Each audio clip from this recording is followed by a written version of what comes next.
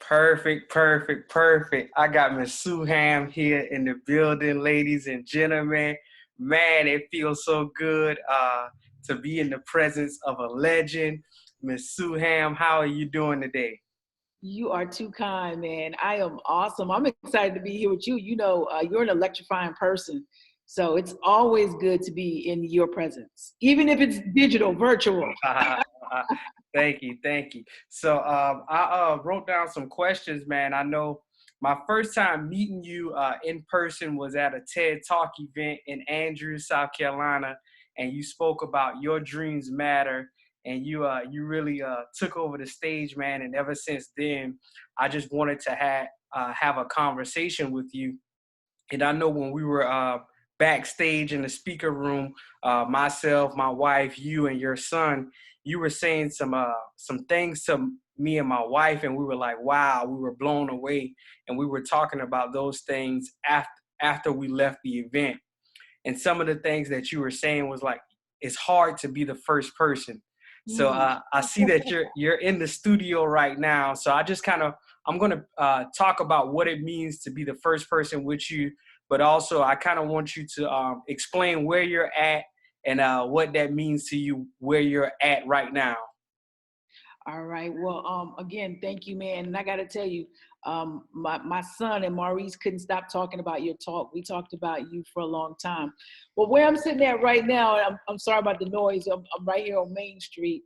Uh, is in my studio, and it's something that I have wanted for years.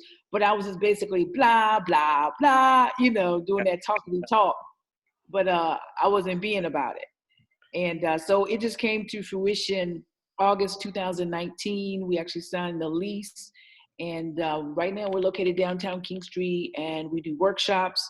We will be holding our rehearsals for our stage plays.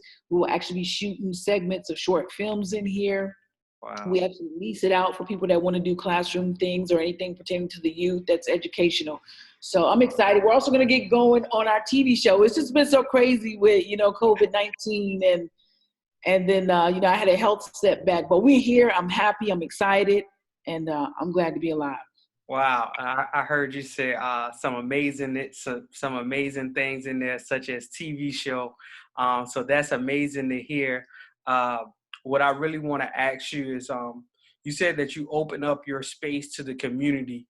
Now, why do you open up your space to the community, and do you have ties to the community? Oh, absolutely. I love the community. I'm gonna be straight up honest with you. Like most people that grew up in Williamsburg County, when I graduated from high school in 1992, I was among the majority that said, I will never come back home. It's so crazy. We're 18 and we think we know it all, right? I came back home in 2003, and ever since I've been on the ground running. Very active in the community, very active. Two things that I love in particular is entertainment and education. I love meshing those together to reach the masses, because I found that that's how you get young people and seasoned people's attention, is through education, through entertainment and education. So yeah, the doors are open. We do, some of the events we do for free. We'll allow them to have the building for free because I believe in community partnering and offering a service. And I know what it's like to want to launch something and not necessarily have the money, Wow. right? So resources don't always mean money. It could mean knowing somebody and build a relationship with somebody.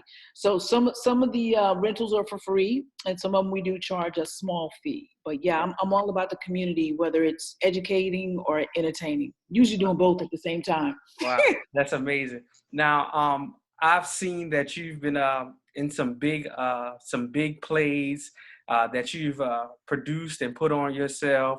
You've been on a couple of movies that I've seen, couple featured films. You've worked with people like Les Brown, Danny Glover, some just amazing people. What has that journey been like for you? Wow, that's a really great question. I've never been asked what the journey has been like, and that's why I like doing interviews, because it forces me um, to recall things, as you know, Melquam, because you're a mover and a shaker, man. You're a game changer. And so, when you're moving and shaking, a lot of times you're reaching new heights and new goals. You oftentimes forget about what's, transpired in the past. And so for me, that was a great thing. I got to tell you, growing up, my favorite movie, I had about 3-4 favorite movies. Of course, you know, The Five Heartbeats was in there, but definitely number one favorite movie was The Color Purple.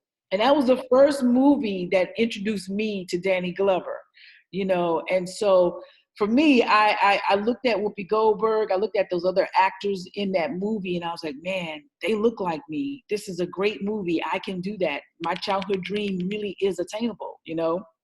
And so to be able to actually meet him on the set of Almost Christmas, movie written and directed by David E. Talbot, was certainly a dream come true. It was also a testament that if you believe in what you desire and you actually work towards it, you can have it. And I got to tell you, with Les Brown, I think the biggest thing for Les Brown for me was, at the time, I think my son was, he might have been like 6 years old. And every night we would listen to Les Brown. I would make him listen to motivational stuff before we went to bed. And he fell in love with Les Brown.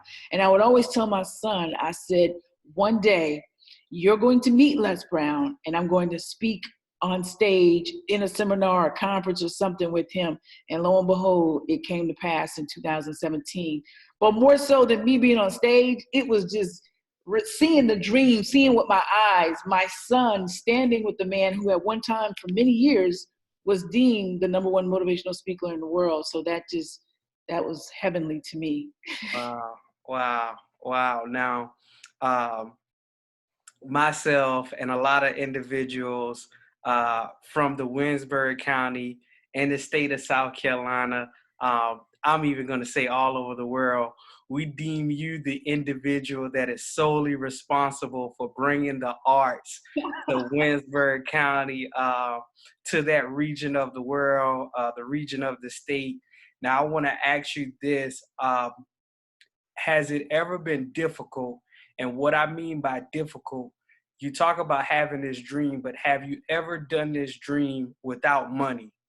Oh, absolutely.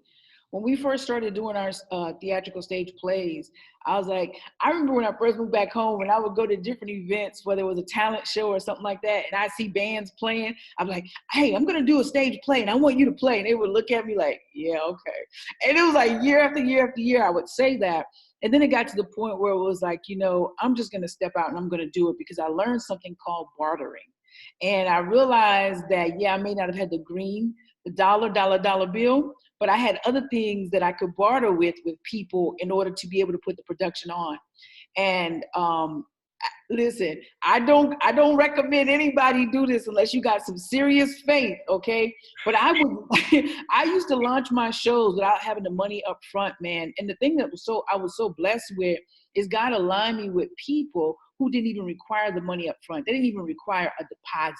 You understand what I'm saying? Wow. So it was like I was able to put on my shows and then, you know, get the money in and then be able to pay our vendors after the show. Wow. So that's how, you know, and that's how I know I'm walking in what I'm supposed to be doing. And I think a lot of times, if somebody's watching this, a lot of times we say we're waiting on God, but God is waiting on you to move. Actually, I learned this when after colon cancer surgery, the doctor's like, get up and move, because you heal quicker, you know, because when you're moving, great things happen. But when you just lay dormant, you begin to die, both figuratively and literally. Wow, man. Just so profound, so prolific, man. One of the greats. Is just thank you, man. Just thank you for what you are doing for yourself and for your community, and talking about, you know, doing it without the financial means, but finding another way to do it. Before you were doing stage plays, were you in a different career? What were you doing before this dream actually came true? And if you were in a different career, were you still dreaming about doing what you are doing now? Man, I've dreamed about this all my life. As far as I can remember back as dreaming, 5 years old, this is all I've ever wanted to do. And so prior to that, I was at the Bureau of Prisons, FCI Winsburg. So I worked at a federal prison. Prior to that, I worked at USDA, rural development, where I was doing home loans. Well, at the prison, I did finances. At rural development, I did the home loans. Prior to that, I was a Marine. So for almost 9 years. So, and then prior to that, I was in high school. Wow. So, and I'm 46 now. And for me, I would be at jobs, and I liked my jobs. At least I would start out liking my jobs. I like helping the people. That never changed.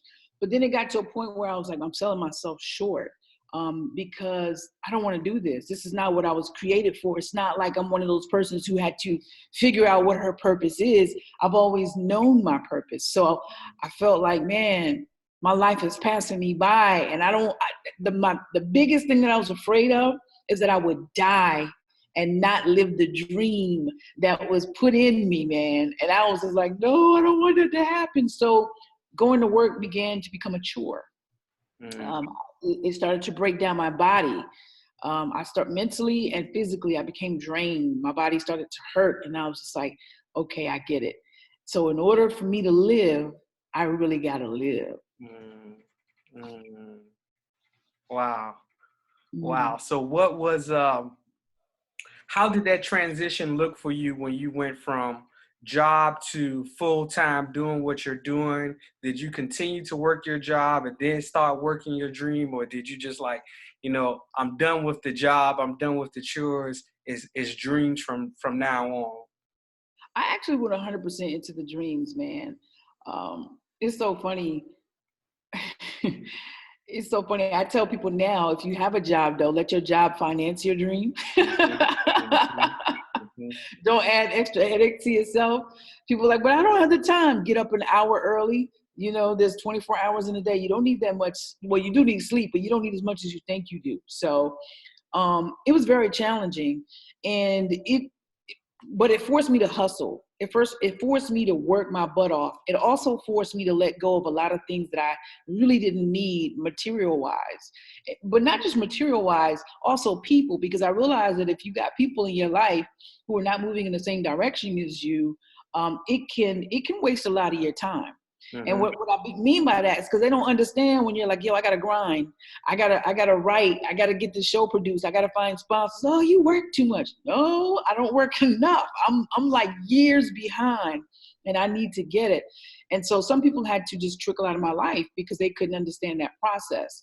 But it was challenging, but I was up for the challenge. But let me be clear. There were times when I was on my floor, snot bubbles just coming out of my nose, and I'm just like, man, what am I doing? Should I be doing this? Do I need to go back and get a regular job? And Wow. I was like, nah, I can't because I'll be sick. Do I give up on this? And I'm like, no, I can't because I'll really die. If I'm still alive, I'm going to be a walking zombie or something like that. So it was challenging. But one thing I noticed is that when I kept my head down and I kept grinding and kept producing content and kept going and consuming education and connecting with other people and servicing other people, before I knew it, there were people that I didn't even know, some of them I did know, sending resources to me, by way of money or by way of education or by way of a software program that I needed to get to the next level. And I'm talking about programs that cost like $500 and $600. And I'm just like, oh my God. And it was just like little signs like that in times in my life that when I wanted to quit, it was like, no, I can't quit.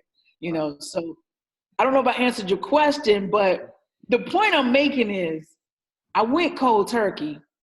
It was challenging. I didn't give up, and I'm here today, enjoying the fruits of my labor. Wow. Now you definitely answered the question, and you said you didn't give up, but there were times where you thought about giving up, but you couldn't give up Wow. because people were, placing those resources in your life. And I think that's amazing. And I think that's a true testament of the county and the location that we are both from, of what it means to be resilient, what it means to persevere. And I think you're doing an amazing job with teaching that not only to our community, but to surrounding communities as well. And in addition to all of that, what you are doing because of your dream, and you manifesting your dream, I've been able to briefly meet members of your family. So I wanted to ask, how has your dream opened a gateway for your family, and how is your family involved in Suham Entertainments? It's so funny. There's six of us, siblings, three girls, three boys. And even beyond my siblings, my cousins and stuff, we support each other. Like if there's a show going on, I'm like, yo, I need you to work the door. Or I've written this part in the play and I think you're going to be phenomenal. I oftentimes use my sister, Shanika Hammond Brown, quite often in my productions. And because she has this special character, Beautician Betty. And she really has inspired me tremendously because of the things that she's done. But my family helps me out grossly, and I would be remiss if I didn't mention Maurice Perkins. Oh my God. When I say this dude, he helps me from hearing my whining, because y'all not gonna hear me whine, but he'll hear me whine.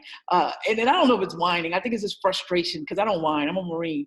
But he helps me with investing into the projects. He helps me with seeing things that I can't see. This guy has such an acute attention to detail is unbelievable. And he keeps me centered. So my family, I really would not be able to do anything without my family. And last but not least, my children, they inspire me beyond belief because I think it was Les Brown who said, and I want to make sure I get it right. He said, live a life that outlives you. That means leave a legacy. And that's what I intend to do. That's what I'm embarking upon. I'm a grandmother now, and I want my great-great-great-grandchildren to know who Sue Ham was. Wow. But more importantly, I want them to be able to use the tools and the information that I leave behind and really enrich their lives to just have the best life that they can. Wow, that's amazing. And you were talking about Maurice, and Maurice is your husband, correct? Well, we're not married, but it's like, what's that, common law marriage? I don't know. Got you. He's like my best friend in the world. Wow. We've got a beautiful son together, Jackson. Man, that's amazing. And I remember from the TED Talk that we were having, and with the TED Talk, he was on the cameras and controlling the cameras, and he was making sure like the microphones were placed correctly, and like if the microphones weren't correct, he was like, nah, hold on, let me get this where I want it. And I think that's so amazing. And then with your son Jackson, I was able to have a conversation with him through you twice. One when we were both at an Eric Thomas event in Washington, D.C., and then at the TED Talk in Andrews. And we were just talking, and he was telling me that, he has his clothing line, he's into acting and all of these things. And he talks about still being able to be a kid and live his dreams out. And I think that's so true, because I feel as though on mainstream media, we see children doing these amazing things, but yet they don't have a life of a child. So man, just congratulations to you and your family. I think you all are doing an amazing job at making this thing look easy when it's really difficult. So, I got to drop another quote. And my sister and I, we talk about it quite a bit. Shanika Hammond Brown. Listen, all my brothers and sisters, they help tremendously, but Shanika and I are on the business side. And she and I talk about this all the time. And it's a quote from MJ, and I think it's so appropriate now because his documentary that's on ESPN. But MJ says, maybe it's my fault. Maybe I made it look too easy. I was like, oh. And I say that, and I know he didn't say that in an egotistical way, but he did make it look easy to the point where everybody aspired to be like MJ. But not everybody had the work ethic of MJ. And what I'm hoping is that everybody aspired to be their greater selves and have the work ethic and the persistence to actually make it happen. That's what I'm talking about. And I saw on Facebook that you're actually running for city council. Is that correct? County council, yeah. County council, okay, yeah. Perfect. So if you could enlighten us on what that position is and why you're deciding to run for county council. Well, that position is a part of the governing body for the county. And so and I won't list all their duties, but I'll list some of the main important duties. One of the biggest things is that they review and approve budgets. They actually pass ordinance regarding land and regarding businesses that actually come to the county.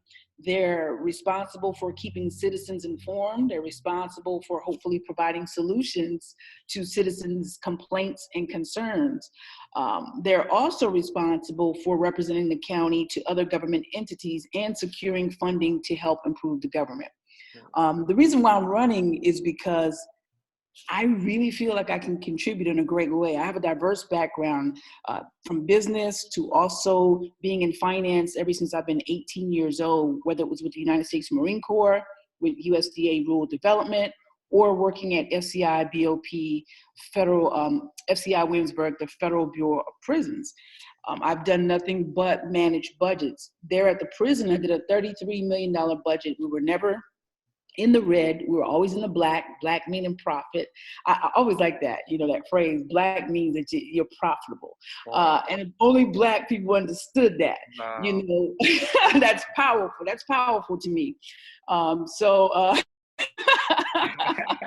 I'm writing actually, that down. yeah, this is cool. And if black people understood that, they would understand their value. And that's one of the things why I did the education and entertainment. But anywho, back to running for office.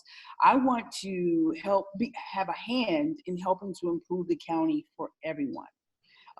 Doesn't matter what you look like, what class you are, what sex you are, what education you have, but everyone that resides within these county lines, I think it's approximately 32,000 residents.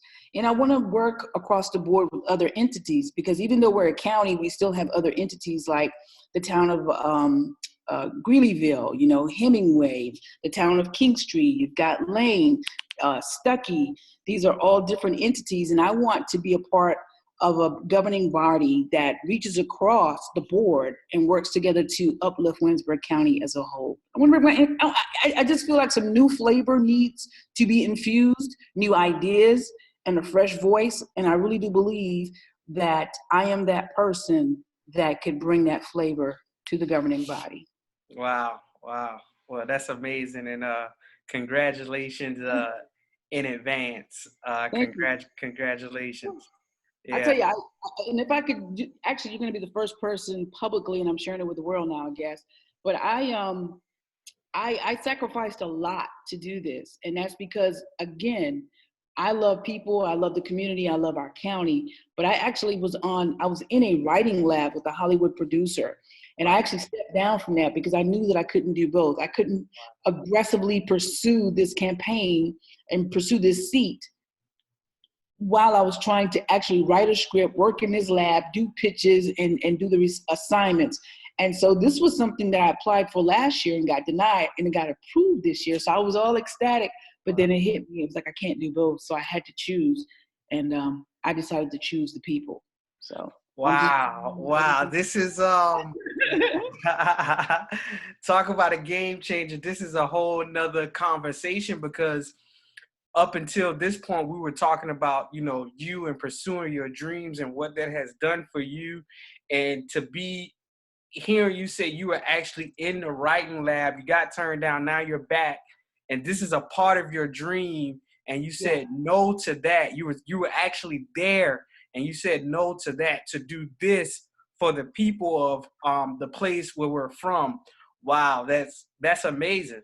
That's Plus, I cried. uh, uh, you know, I uh, cried. man, man, thank you. You're Thank welcome. you. It was so, like, when, I tell people, like, I take this seriously because I gave up a really, really big opportunity, but I prayed about it. And I'm going to be honest with you. I moved back home in 2003, and ever since then, I've been writing in my journal that I really want to see Williamsburg County thrive. And I was like, wow, well, I've achieved a lot of the dream that I have as it pertains to stage plays and whatnot. And I can still do that. But I want to do more when it comes to Williamsburg County. And how can I do that? And I really feel like I can have a greater impact by being in office. So I was like, if I have to sacrifice now this lab, for later, it's okay, because it's going to be greater later. I need to get into the office, and then we can still make some things move. Man, that's congratulations. Thank you on that. I definitely wanted to ask you what's next for Suham, and it's like, wow, man, off the charts. Talk about some amazing things that you're doing. And man, it takes heart to do what you're doing. It takes heart to do what you're doing. So thank you once again. And I would want to end with this. We both have been in situations as far as being hospitalized and basically fighting for our lives. And my idea is for this this interview or this virtual session to touch the lives of many students that may listen to these. I think I'm going to call them the life support conversations. Ooh. So if you had to tell someone who's a kid, young adult, entrepreneur, anybody, it doesn't matter their age, if their dreams were basically on life support, what would be the one thing you would say to them? Ooh, the one thing. Ooh, that's hard for somebody who loves to talk. The one thing. This is what I always go back to when if I'm doubting myself or if I'm afraid, I always go back to this. God gave me the dream. He gave me the desire. He didn't give it to me to taunt and tease me. So therefore, if he gave it to me, that means it can be achieved, no matter what the setback, no matter what the mountain, no matter how low the valley, it is achievable. It's just about how bad do I want it. And then I get up and I go get it. Wow. So I say that to anybody that's feeling kind of low right now. If you have that desire, the mere desire says that it's yours, but now you got to go get it. Wow. Wow. Ms. Sue Ham, thank you so much, man. It's been amazing, man. It's really a privilege and an honor to be in your presence. My sister, one of my sisters, man, she always talked about you. She continues to talk about you. And she was like, yo, you just got to get around her. You got to get around her. I was like, who is this person? She would send me your videos on Facebook. I'm talking about years ago. And Wow. to finally meet you, we're from the same town, but we're both always on the go. And to finally meet you, not only at an Eric Thomas event, but to hear you say, don't worry, dude, we got some big things coming and we're going to work together. And then for us to share one of the biggest stages for our communities together was so amazing. But not sharing that stage, that was amazing to me. What was amazing was the conversations we had backstage. Yeah. So, just to have you in the presence, man, because it's going to be hard to get you from here on out. It's going to be hard. And likewise for you. So listen, let me put my bid in right now. Once we get past COVID-19, please, I got to have you in the studio. Would love to do an interview of you because I want everybody to hear your story. Such a compelling, inspiring story that needs to be heard. Oh, man. Thank you, man. Thank you, ma'am. I got some plans as well, man, to invite you to offer to you. It's just amazing. I think there are more people in our community doing what we are doing, especially yourself, that needs to voice what they're doing. And I think you definitely have that platform, and you're the bridge builder for us. So we thank you so much. Oh, wow. Oh, Yeah, thank you. And thank you. tell the family I said hello. Tell my boy Jackson I said what's up. Likewise, tell your wife as well. Perfect. I'm gonna end the recording right now.